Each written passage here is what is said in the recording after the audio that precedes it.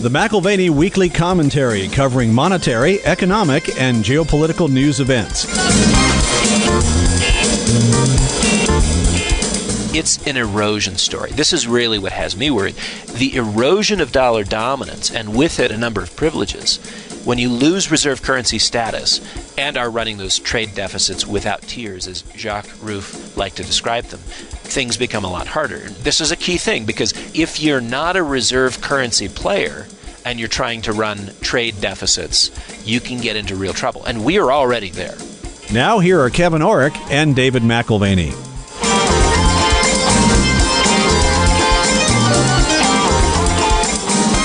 Welcome to the McAlvany Weekly Commentary. I'm Kevin Orrick along with David McAlvany. Well, you did quite a bit of traveling last week, Dave. The Kansas governor's prayer breakfast, plus you spoke for sales and marketing executives. You were out most of the week after we recorded the program. How'd it go?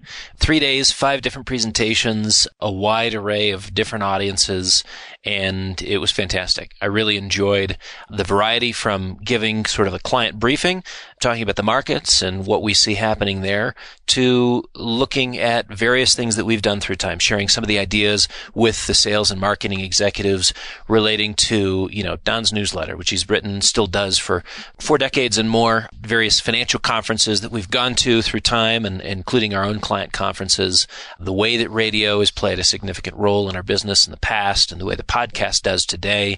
It was just kind of a neat way of introducing a group of executives to what it means to iterate and change through time, not only in your communications styles and methods and mediums, but also with changing consumer interests, how to meet those needs. So I thought it was a fascinating trip. Well, and Dave, I think that still boils back to legacy. One of the reasons you were invited to the Kansas governor's prayer breakfast was your book on legacy and talking about the larger picture. And it really hit me this morning as we were meeting as a company before recording this program. You went back through the story of the company, just briefly, what you were talking about with the sales and marketing execs.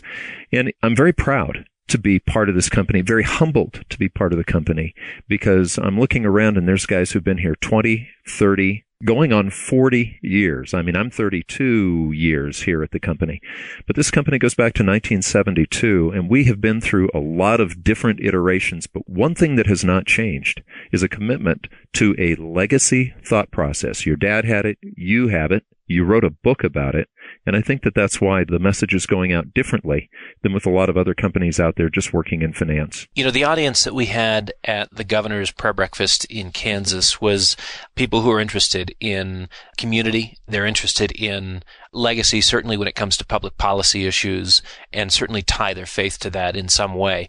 The lieutenant governor had some great comments, and, we got to meet with a number of federal district court judges and legislators who spend their time both in Topeka and a few who are also back in Washington, D.C. That was fairly large, wasn't it? 600 plus people? Just shy of 700. Well, Dave, you travel a lot of places for a lot of reasons. This time you were actually the presenter, but oftentimes you go for education. I remember when you went up to Edinburgh, Scotland, to take a course with Russell Napier and a couple of other guys. Andrew Smithers was up there? That's right. At the Edinburgh Business School, we did the practical history of financial markets, and this goes back a couple of years.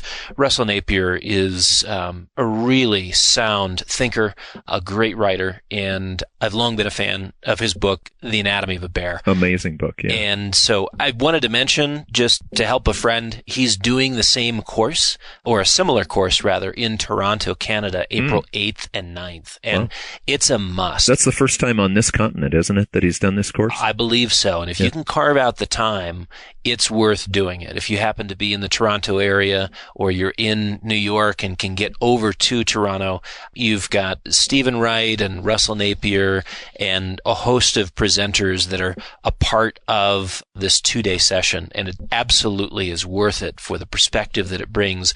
Practical history of the financial markets is, again, I think, an invaluable time spent. That's Toronto, April 8th and 9th. And if you're interested, you can go to the didascoeducation.org website. I'll spell that for you. It's like education.org, and register for that event. Well, sometimes the markets don't necessarily show the tension underlying. Right now, the marketplace is sort of in quiet, but I think there's things that we have to talk about, Dave, with the Basel III. There's an awful lot of hubbub about Basel III being a boon for gold. I think we need to look at that a little bit closer so that we don't either become disappointed or give wrong advice. The debt markets right now are imploding in many ways, yet we're not necessarily seeing that because the central banks are coming in and intervening. And then, of course, I have to mention the Mueller report. I mean, what I want a refund, Dave. I want a refund as a taxpayer. You should want a refund. The Mueller report, I mean, what we learned, and this was summarized nicely by Bloomberg Business, is that after spending $30 million, mine and yours, the time of 40 FBI agents, intelligence analysts, forensic accountants, 2,800 subpoenas, 500 search warrants, 13 requests to foreign governments for evidence, and 500 witness interviews. They found nothing. Yeah. What they found is that Donald Trump must have other dirt that remains to be found if someone will continue the effort and look hard enough, because it must be there. Oh, it's got to be. Did you see their faces when they said nothing? It's interesting. Who knew that partisan politics could weaponize the intelligence community? So no, it didn't exonerate the president. It's not supposed to. A report by a special counsel is intended to provide evidence for or against a particular issue. Oh, I know. I mean, they were talking about how it didn't exonerate him, and that wasn't the issue at all. Well, I think the overwhelming conclusion was not that Donald Trump is now likable or has the qualities that you'd want your children to emulate, but just that Russian collusion was not existent in the 2016 election. Didn't we say that 6 months ago? 6 months ago, we were talking about how people, one, they don't care, and two, we're spending an awful lot of money on something that's probably going to turn up empty. The mainstream media cares. Obviously, the Democrats care because it's potentially the wedge issue which gets him out of office before he finishes 4 years. And now they don't have that issue. So, yeah, I think the special counsel, it's an information gathering and analysis project. And right. Mueller is not set up to be judge, jury, and executioner. And I think those who created the ruse should probably find a hole to crawl into and not come out for the next 6 years. Do you think these guys have lost the bet that they were thinking was going to pay off? It was a gamble. It was a gamble, and it was huge as it relates to the 2020 election. I would have put Trump as a one-term president prior to the report's release. But Trump will play this for far more than $30 million in airtime and promotion for his reelection. Remember that.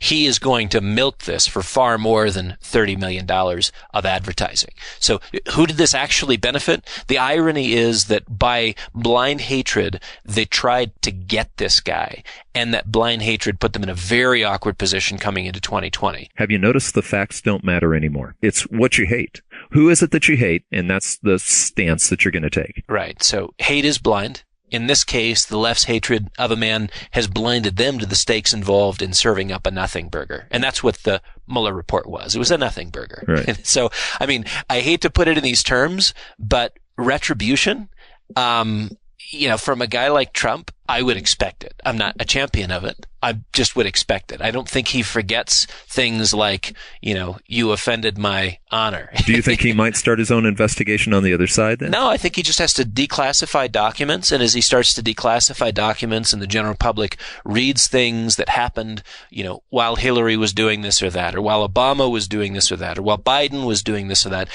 you've got the public that can draw their own conclusions. And I think you're talking about others within the Democratic Party being in a very negative public light. You had one ex-CIA analyst who was saying that the Obama administration's last CIA director went on TV and repeatedly suggested that the sitting president committed treason and was an agent of the Russian Federation. It's hard to overstate how reckless, stupid, and damaging to the reputation of the intel community this was, says an ex-CIA analyst. Well, it's egg on your face when you predict something very powerful, and then it ends up not happening.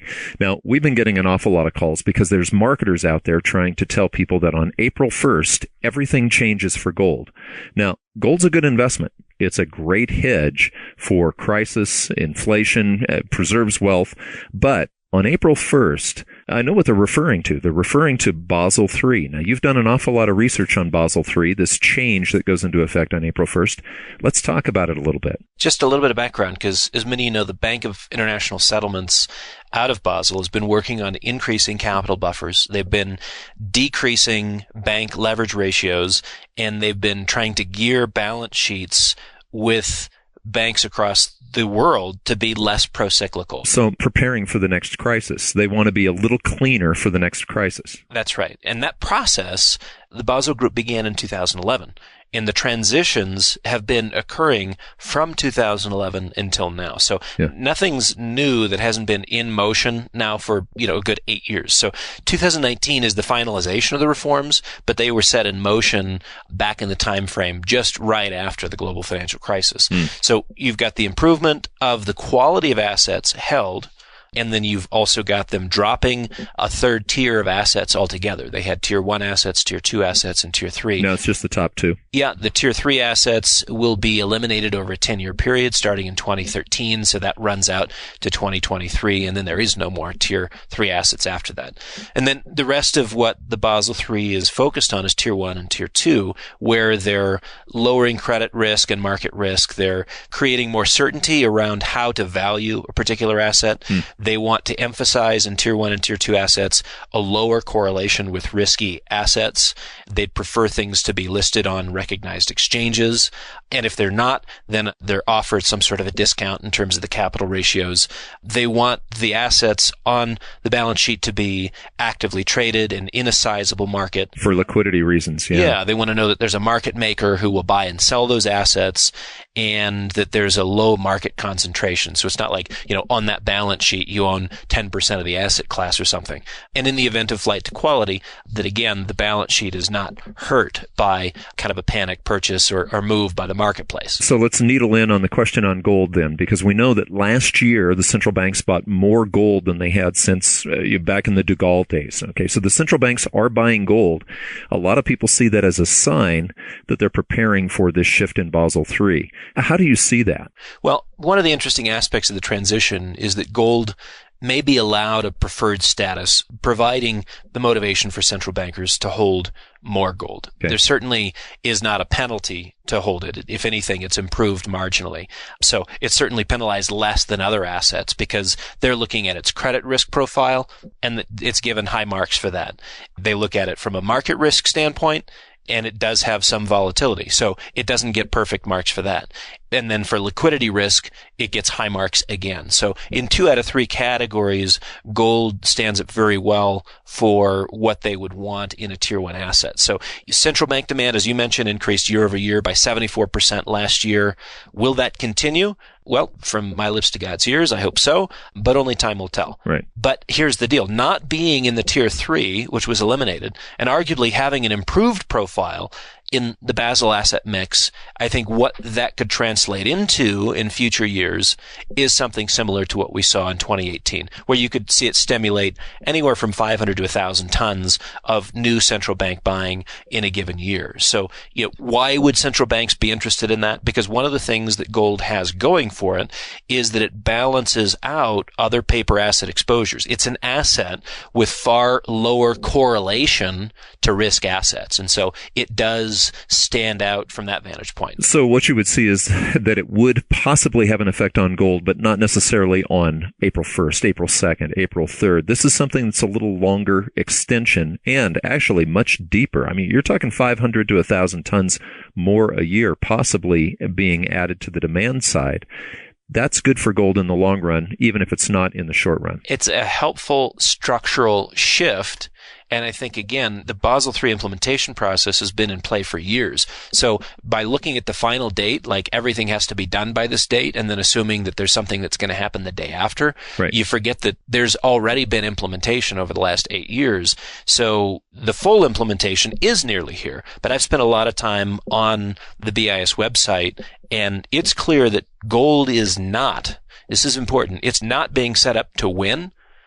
where sovereign debt is all of a sudden the loser. Right. Because keep in mind, the BIS is the central bank to central bankers. They would never do anything to compromise the ability of individual central banks to continue to finance or to smooth over the treasury financing needs of an individual country. So in no way is this a gold standard, a replacement for sovereign debt? I don't think so.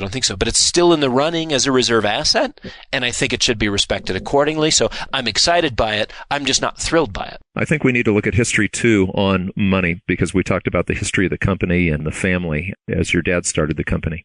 But gold's been money for 3,000 years. Let's face it. So whatever Basel III says, it doesn't really matter. Gold has been money for 3,000 years. For 300 years, the central banks used it as reserve currency. And it was 100%. Reserves were 100% gold 100 years ago, right? Now they're about 10, 12, 14% of the overall total, a lot of paper assets. What we're seeing with the Basel III is probably we'll see a larger reserve in gold over time. And what that probably means is an equalization, because your developed world countries still have the larger percentages. If you're looking at an average of all of them, the developed world has a lot of gold as a percentage of reserves. The developing world has a very low percentage. In some instances, single digit or low double digit. And those are the ones who are being encouraged. In fact, Ken Rogoff a few years ago wrote a very interesting article. If I'm not mistaken, it was in Foreign Affairs, encouraging developing world central banks to be purchasing gold. On the one hand, he doesn't think individuals need it, and he's all for closing the system in terms of the financial system and moving towards, a world of digital debits and credits. But he does know that the legitimizing process of a currency and of an up-and-coming player within the central bank community needs to include this factor, this gold factor in the reserve class. Back in 1971, when Nixon closed the gold window, we sort of had a free ride now for almost 50 years from that time, from 71 until now, where the United States had the reserve currency status, hands down. China was encouraged to sell us more goods than we sold them. And so they had a surplus, continually having a dollar surplus. What kept the dollar from failing after we went off the gold standard was several things. One is the petrodollar status, but second was this surplus that China would turn around, reverse, and loan back to us. It's an amazing phenomenon, but it seems that phenomenon is ending about the time that the central bankers are going, well, maybe we need gold, or developing countries need gold. Yeah, and I think the petrodollar recycling was most prominent in the 70s, 80s, up through the mid-90s, and that's when almost the baton, if you will, was handed off to the trade dollar recycling, because it wasn't until the mid-90s that you really began to see China take off. But what we needed was China to continue to run a surplus of dollars. In other words, that's changed. And now China is on the verge of running its first current account deficit in decades. So the times are changing. It's just over the last, just shy of 3 decades that the Chinese have ridden the globalization cycle. Right. They were very effective in selling more stuff for the export market than they brought in trade or tradable goods. And there are multiple factors at work here, but the surpluses we're used to seeing in China have dwindled and will likely put them in a current account deficit this year for the first time since 1993. Wow. It's been popular for a variety of economists to blame the Chinese for global financial imbalances. And a part of it is looking at these surplus amounts, creating, if you remember Ben Bernanke, this is his favorite thesis, creating a savings glut. Right, the savings glut. Savings glut. And that was an extra measure of pressure, so the theory went, on bond yields, which, so the theory went, led to the global financial crisis and exaggerated demand for mortgage-backed securities. And you can blame it all on the Chinese as being the prime contributors to the savings glut. So pay no attention to the central bankers that are buying all the bonds. Pay no attention. So you don't buy the savings glut thing? I don't buy the thesis. Ben Bernanke was one of the chief proponents. I do, however, think that $10 trillion in negatively yielding fixed income paper continues to get plenty of help from the direct purchases of central banks. Well, of course. That's what keeps the interest rates low. Sure. Well, they've got their interest rate policies, but then they've got their balance sheets, which they've been willing to use and abuse in order to get rates even lower. So do you see this as just a one-off event, or do you think that this is a trend? Well, I don't know. It's the first year since 1993 that China runs a deficit versus a surplus, and there was a reversal in trend from providing. Think about what this does. They've been providing financing capacity with surplus dollars, and now we're talking about them requiring an inflow of foreign capital to make the accounts balance in China.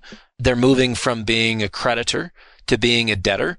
I think it's interesting. If it's a one-off event, great, but I think there's more going on here. Well, you can be happy for the Chinese, but you wonder about us. I mean, we still have to have a customer buying those bonds. Yeah, I'm not concerned about pressure this creates for the Chinese. I am concerned that the budgetary finance needs that we have most years has been partially offset by the willingness of our trade partners to recycle their trade dollars into treasuries, right? So just like the sheiks in the Middle East have done in the past with petrodollar recycling, it's an erosion story. This is really what has me worried. The erosion of dollar dominance, and with it a number of privileges. When you lose reserve currency status and are running those trade deficits without tears, as Jacques Rueff liked to describe them, things become a lot harder. This is a key thing, because if you maintain reserve currency status, then you can run trade deficits and there's no real immediate negative impact. But if you're not a reserve currency player and you're trying to run trade deficits, you can get into real trouble. And we are already there. One of the reasons the Chinese have pegged their own currency to our dollars because they don't want to have that vulnerability, that volatility in the currency. I'm wondering if this changes the game a little bit. Yeah, I think the Chinese are dealing with largely a balance of trade issue, and it's not being driven by massive inflows of foreign capital into the country. It's still relatively difficult for investors to move money in and out of China. So the Chinese will have to begin, if they maintain the status, if this is more than a one-off event, they'll have to begin courting more foreign capital, enticing them to come in. But it remains to be seen if liberalizing the financial markets is what Xi Jinping is going to place as a priority, because he would have to liberalize to allow funds in and also allow them to flow out. And of course, one of the implicit commitments there is to an increase in RMB exchange rate vulnerability. They lose some control. If you're going to allow hot money to come in, hot money can go out, and that can be exchange rate destabilizing. That's something that the Communist Party leadership has been hesitant to do to this point. So opening of the markets, while it's occurred to a degree through Hong Kong, I don't think that's really the issue. For me, it's the knock-on effects for the U.S. that I think are more interesting. Well, you have two things going on when we go into debt. I mean, you have the issuance of new debt, but you also have rollovers that you have to look at. You have to continue the debt that we haven't paid off yet. And I think the Treasury issuance, if you look at 2018, was well beyond the $816 billion budget deficit for the year. It was about $600 billion beyond that, 1.4 trillion in total Treasury issuance for 2018. And you're right, a part of that was to handle rollovers of existing debt, and a part was spending that was not accounted for in the budget. That does happen, by the way. And of course, we're in an environment where revenues are not exactly on the upswing. Yeah, so taxes are not paying for the deficits. No, which is why we have sort of a yawning budget deficit. So who buys the Treasury paper? This last month, by the way, we had the largest amount of deficit spending in a single month. Well, who buys that, though? I mean, it's the central banks that go in and buy most of that. Those are the customers now, right? Customarily. Till now, it's been a combination of central banks, trade partners from around the world. And when the buying has needed a little topping up, then the Federal Reserve has, and I'm assuming that they will, this is a part of the QE, which is in the pipeline down the line, they'll use their buying power using their balance sheet to do so. Yeah. Does anybody say monetization? Yeah. Well, and this isn't exactly for today, but maybe for another commentary. You've got the current proposals to just let the Federal Reserve buy it all. Print and pay as you go. Is that modern monetary theory? That's the official name for ludicrous? Yeah, well, I spent hours studying some of the leaders in that area this weekend, and I think one of the things they're missing is that somehow history is not communicating to this particular group of economists. Maybe it doesn't communicate to almost any group of economists, but history has nothing to say here as far as they're concerned. Two names that come immediately to mind for me are Johnson and Havenstein. So inflation and hyperinflation. Exactly. The 60s and 70s, thank you, Mr. Johnson, for the guns and butter policies. If you don't have the money, just print it to spend. We already know what it looks like when you don't have the money and you just print to spend. And we know what the market consequences are. Nothing's changed there. And on even a more dramatic scale, of course, we had the 1919 to 1924 episode in Germany.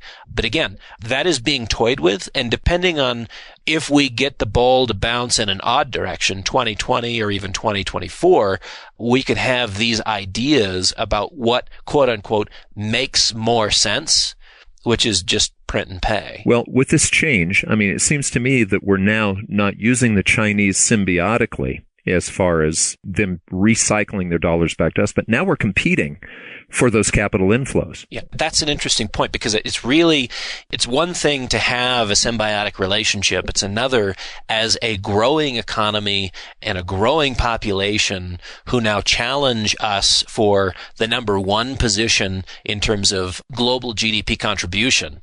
They're number two and will surpass us shortly. Now all of a sudden, our financing needs and their financing needs are running in a parallel and competitive track. If we need to attract net capital inflows and the Chinese need to attract net capital inflows, might there be, just imagine this, a scarcity of creditor capital?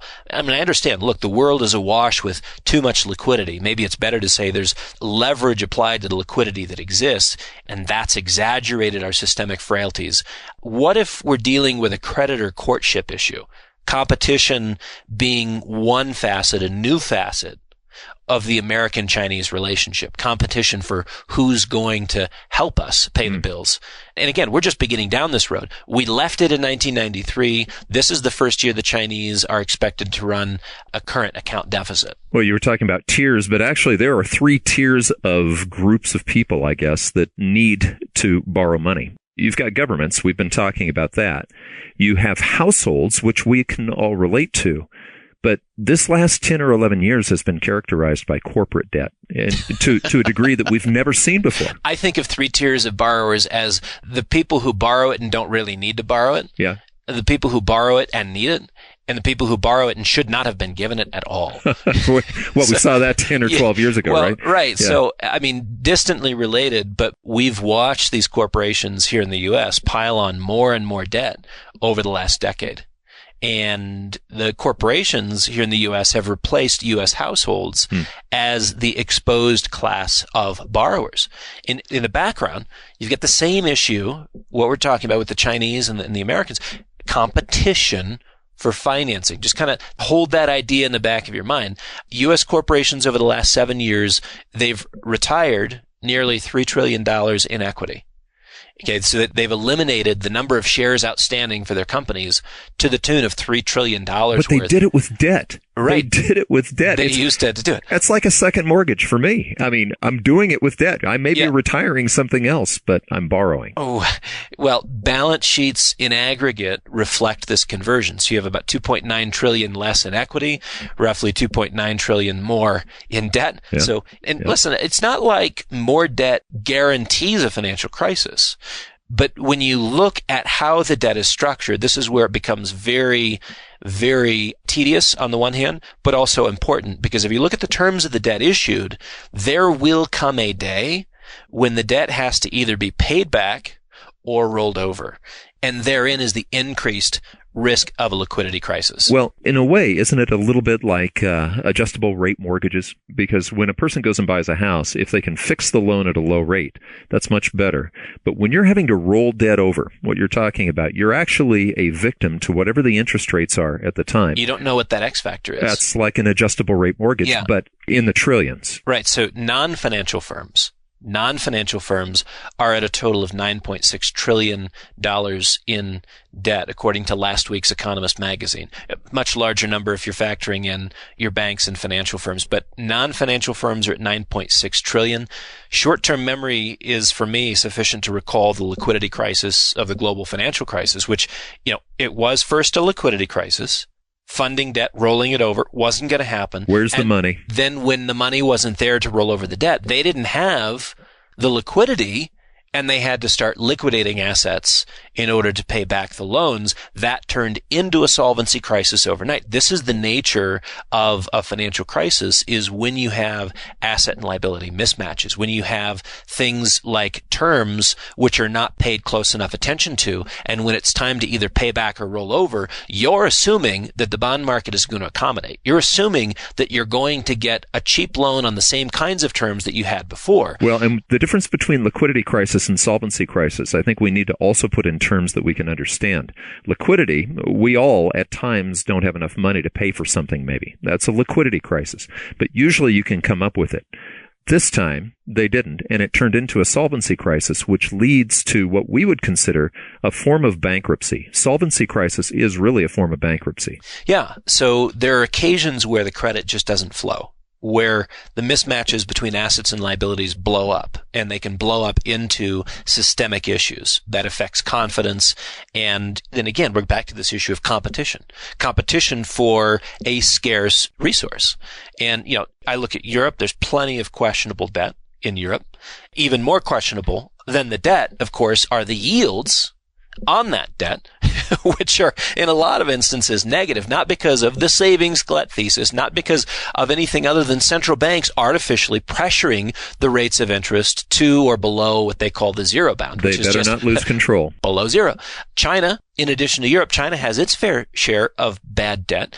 But it remains to be seen how the People's Bank of China is going to handle either writing down or writing off the soured loans. If you remember, one of our conversations with Carmen Reinhart was about how in public policy circles you assign losses to particular groups within a financial ecosystem. You pick the winners and the losers. And so we don't know who the PBOC is going to choose. It's not as if they're going to see a financial collapse and they're going to go back to the Stone Age. It's going to mean that either the wealthy take the hit, or households take the hit, or maybe the government takes a hit. It remains to be seen. But again, they have yet to even begin the process of writing down or writing off soured loans. If you look at the Japanese, they refused to write off bad loans, and what it gave them was a decade of zero growth. No growth. Right. So nobody took the hit, right? Except that you have zero economic growth for a decade. That is another way of paying for the quote unquote implicit write-off of the loan. So it's not just China, though. We have stinky paper, bad debt here, too. Plenty. Yeah, and the rate structure today, massively influenced, if not totally controlled by our Monetary Policy Committee, masks the inherent credit risk in our corporate bond markets. So, I think the question is ultimately not about a quantity of debt, which I think we would all agree is too great, but it's whether the amount that we have today and will likely add tomorrow, whether we can shoulder it under less idyllic conditions. Well, so like with rates going up. Okay, that's one issue. Then you could also have an environment where credit quality is under greater scrutiny, where all of a sudden, covenant light loans are no longer acceptable and you have to actually fog a mirror to get a loan. Things like this where, again, credit quality is under scrutiny. A little like the Basel III. I mean, sure. Basel III was trying to clean that up and has been working toward that since 2011. I think they've done an admirable job of trying to inform what the policy frameworks are to make sure that banks don't get too far out over their skis. But when the immediate demand of debt rolls over, and that's juxtaposed with the growing requirement of other borrowers, all of a sudden you've got this issue. Again, it's competition for scarcity. And we don't think of being in a world of scarce resources, and yet liquidity can disappear overnight. And liquidity becomes a major issue, particularly in a high debt environment, because you've got folks who need the liquidity to be able to roll the debt. Otherwise, they've got balance sheet impairment and a real bankruptcy, as you described it, a bankruptcy issue. We've talked about repression, and you mentioned artificially pressuring interest rates low. The retired person has no hope with safe debt to try to earn any interest. But let's look at insurance companies and some of these other companies that are also needing interest. They've had to move more and more toward the junk bond market. That's a highly leveraged market. Well, exactly. So when we're talking about, the rate structure today being influenced by the central banks, whether it's the European Central Bank, the Bank of Japan, the Fed. They've brought interest rates to a lower level, and it's created an income starvation problem. Right. And you've got lots of folks that have liabilities that have to be met, thinking of pensions, thinking of insurance companies, and those liabilities are met by a certain bogey, a certain expected internal rate of return on the assets that they have invested. So what do? You go to the junk bond market and you just act like it's not junk. Anywhere where, and of course they've stopped calling it junk bond because it makes you think, well, maybe it's junk. They call that high yield instead of junk so that you don't feel so bad about owning it.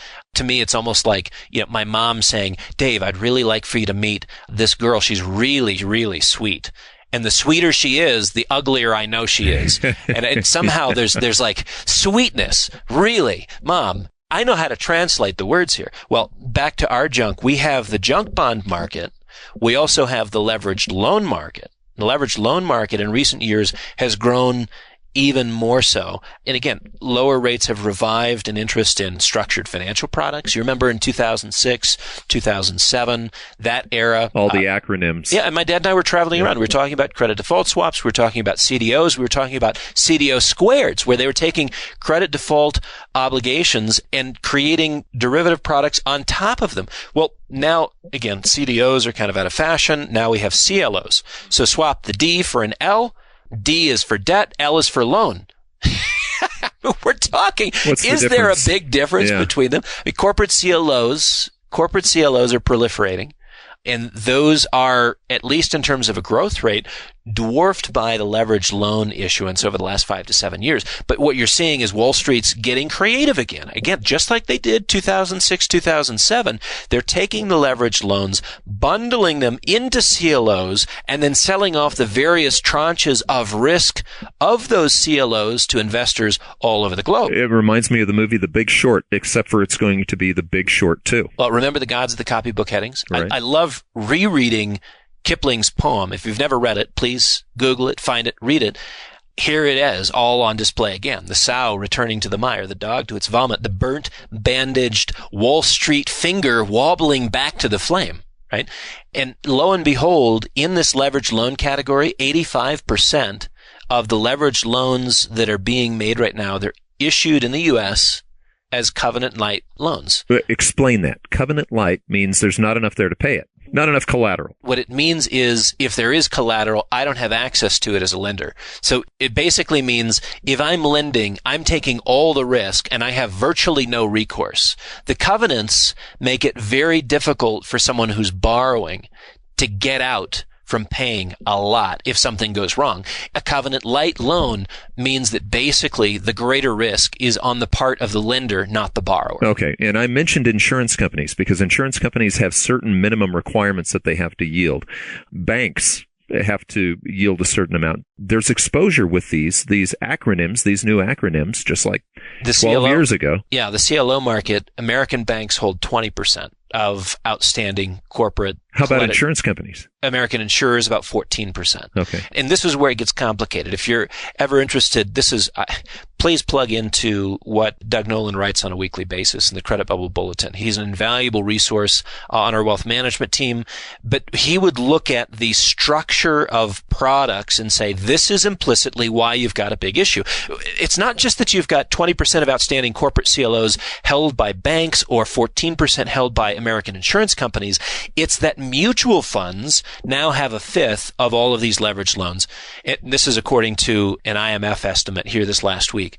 And exchange-traded funds, they're aggressively buying, haven't reached the scale of the mutual fund market, but they're aggressively buying collateralized loan obligations as well. I think we should address that too, because I talk to clients now. It's very different than it was a decade or two ago. I talk to clients right now, and they'll have a number of different types of assets in their portfolio, and they're all ETFs. Everything is ETF. And I'll say, do you actually own anything outright? Well, oh yeah, I own an ETF. Well, so the step sequence, if you're going to liquidate an ETF or a mutual fund, is you click the button to sell a certain number of shares. Now, that transaction has to be translated into a direct liquidation of the products that are in that basket. Right. So there is going to be, on a proportional basis, a liquidation of assets inside an ETF. And those assets now have to find a new home. You didn't want to own the basket, which had all the shares. Now all the shares are being sold, and now the person who's responsible for trading the ETF has to find a home. Has to find a buyer For those new shares. You have to have a bid. And this is the thing. Nolan is, when he discusses the flawed structure of the mutual fund and ETF space, what you're dealing with is relatively illiquid assets. Put a leveraged loan inside a CLO bundle and then embed it in a vehicle that is touted for providing instant investor liquidity. At what price? And you've got an event. You've got an event on the horizon. I mean, this is like saying, all right, what I want you to do is package the explosive. And now what I want you to do is light the fuse. And now what I want you to do is sit down for Thanksgiving dinner and enjoy the turkey that happens to be stuffed with TNT. It's like, get comfortable, but there is an event on the horizon. Bad analogy. I'm sorry. But the portfolio structure of the mutual fund to stay viable under duress is supposed to have sufficient cash to meet investor redemptions, at least the small ones. And we're moving away from that. Mutual funds don't have hardly any cash anymore. And ETFs, by structure and design, have no liquid cash, right? So you're forcing an issue. And the key word here is liquid. Right.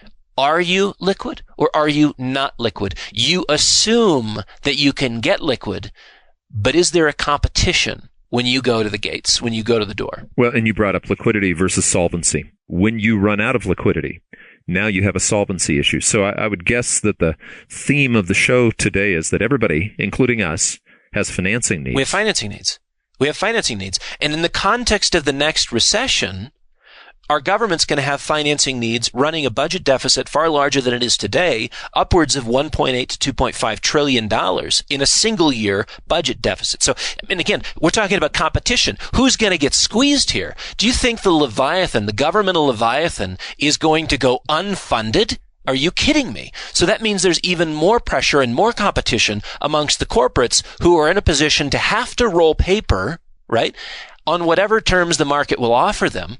And this is a real issue. Okay, so $1.8 to $2.5 trillion is what we would estimate the financing needs, the budget deficit to tally during the next U.S. recession. What's the likelihood of a squeeze somewhere in the fixed income market where someone needs liquidity, but not everyone gets what they need, not everyone gets what they want? When that happens, you have asset liquidations, you have domino effects from the original liquidity or the rollover crisis. And I don't think this is a matter of if, this is a matter of when. Now, as these products are being stuffed right now, the CLOs and the leveraged loans, into vehicles that are inherently wrong for them, mutual funds and ETFs, they're hastening the day. Well, when we talk about debt, too, we have several vulnerabilities. One we talked about was interest rates rising. You've got corporations building huge amounts of debt that they've exchanged equity for. If interest rates rise, that's going to hurt them. The other thing that could happen, though, we're assuming that their profits are going to stay, their earnings, their profits, that they're going to continue to earn at a, quote, Trump quote, robust level. Right. And see, we don't worry about government debt because you can always increase taxes to increase revenue to make payments on the debt. But maturity structure, portfolio composition, those are the first issues that we discussed. And you're right. When you're talking about corporations, it's a very different deal than sovereign debt because corporations have to be able to maintain current profit margins. Right. You know, God forbid, current profit margins decline. Bear in mind that a lot of debt that's been issued here in the period of the last few years is in this context of corporate tax cuts that's given a boost to profitability. So you can afford the debt given the fact that profitability has been enhanced by a reduction in taxes. Is that temporary? Well, exactly. It remains to be seen if that trajectory can be maintained. Will they maintain profits? Will corporations maintain their level of profitability? If they decline, what could that be the result of? Well, I mean, look, we've already got slowing global growth. We know that's a factor. Maintaining current profit margins seems a low probability in the context of slowing global economic activity. But at the same time, here in the U.S., you've got wage pressures. You get to the best employment numbers that you've had in 50 years, and it creates wage pressures. Well, wage pressures in the U.S., on top of slowing global demand for goods and services, sets you up for a pretty rocky road in terms of profit margins. Maybe that's the remainder of 2019. Maybe it's past 2020, but it certainly is on the horizon. I wouldn't go too far out on the horizon. Well, and you brought up Doug Noland. You know, he said this next downturn will start at the periphery and work its way into the core. So we have started to see from the periphery recession. and it's working its way into the core. And we're not talking about the periphery as in like Turkey or Brazil. I mean, we're talking Germany. Last week's French and German purchasing manager index numbers were disappointing again. You've got the workhorses of Europe, which are hobbled. They can't move, right? The German PMI that dropped to a 6-year low. Their service sector number was not terrible. Not bad, actually. But their manufacturing number was worse than bad. You got the Japanese exports, which, again, were weak in the most recent numbers. What are we doing about it? Right. What are we doing about it? Let's go back. Okay, we now have Powell in the Fed, but let's go all the way back. You started telling the story of the company this morning to all of us again, and you had told the story when you were in Kansas last week to that group of sales and marketing executives. It's an interesting story, but let's look at the Federal Reserve chairman during that period of time. The company started. In fact, your mom was, you brought this out this morning, your mom was more active in the company the first 10 years than your dad was, or 8 years, because your dad was out working with gold shares. But let's go back to 1972. Arthur Burns, he was the Federal Reserve chairman at that time. Nixon was president, and the gold window had been closed the year before. I think cycles and patterns can teach us a lot. And if you look at what the Fed did in December and how it's pivoted and how even in the last week, Powell has reiterated an uber dovishness in terms of monetary policy. Mm-hmm. What we have is a setup that I think does reflect what we had at least twice in the past. Arthur Burns, Nixon started turning up the heat on Arthur Burns coming into the 1972 election. He needed the economy to be humming, and so Burns, head of the Federal Reserve at the time, capitulated. Right. So he accommodates the market. Mm-hmm. And unfortunately, what he discovered after the fact is that there are risks to pumping the system with excess credit late in the business cycle. You got the sugar high from the Burns political accommodation that turned into a bear market, the likes of which hadn't been seen since 1973 and 1974. That was an awful bear market. Right. Fast forward to the Carter administration, G. Warren Miller did the same thing for Carter in 1978. He loosened up dramatically. Yeah, bear market, inflationary capstone. If you look at the 78 to 82 period, this is a tough period. You've got interest rates skyrocketing. You've got inflation, the worst that we've seen post World War II. Now, last week, we have Powell caving completely. Right. 1 year ago, Powell was worried about asset inflation and a stock market bubble. Which made him sound like he was going to tighten policy. And he starts attempting to normalize rates, and he's letting the balance sheet bleed off. And all of a sudden, as rates are normalizing, there appears under the veneer of economic strength, once you peel that back, we've got fourth quarter financial market vulnerability and structural weakness, right? And that's revealed in the fourth quarter. What it also reveals is that we're a lot closer to recession than anyone would like to admit. So Powell turns Burns and Miller under pressure. He's like, this isn't the man that we heard from a year ago. It's a different person altogether. He's not Volcker. No, and Fed officials are no longer worried about imbalances. If you listen to the way they're talking, everything's about accommodation. And this was fascinating. I'm reading a trader in one of his sort of terse little comments. Michael Bowitt says 10 years into economic expansion, unemployment near 50-year lows, rates still near historic lows, the Fed balance sheet 4 times normal, and the Fed thinks we need stimulus. Now, Kevin, what does that tell you? With an uber dovish posture being heralded by Powell last Wednesday, the markets, frankly, it was weird. They were not overjoyed by Friday. Mm-hmm. And so you go to Rick Santelli's quote, what's the Fed afraid of? What's the Fed afraid of? Now, I'll be honest, Kevin, we think we know. And so we've hedged accordingly. You've been listening to the McAlvany Weekly Commentary. I'm Kevin Orrick along with David McAlvany. You can find us at McAlvany.com, McAlvany.com, and you can call us at 800-525-9556.